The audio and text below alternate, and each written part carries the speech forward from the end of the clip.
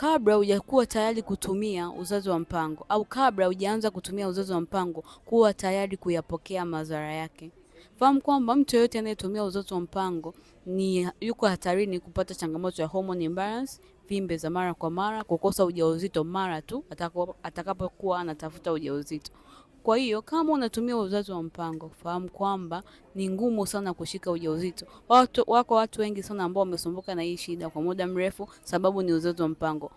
Wapo watu wengi sana ambao wanasumbuka na vimbe za mara kwa mara, sababu ni uzazi wa mpango. Kwa hiyo wewe mwanamke ambaye ulishawahi tumia uzazi wa mpango, haukujua madhara yake, changamoto unayoipitia saa hizi, ni vyema ukapata matibabu mapema, ukabalance hormones zirudi katika hali ya kawaida. Kama unahitaji ujauzito uweze kushika ujauzito. Lakini kama unapitia hii changamoto na haukujua kama italeta madhara, chukua namba yangu profile nikusaidie kuondokana na hii shida. Lakini pia kama ulikuwa unatafuta ujauzito kwa muda mrefu, nitakusaidia kuweza kuondokana na hiyo shida na kupata ujauzito.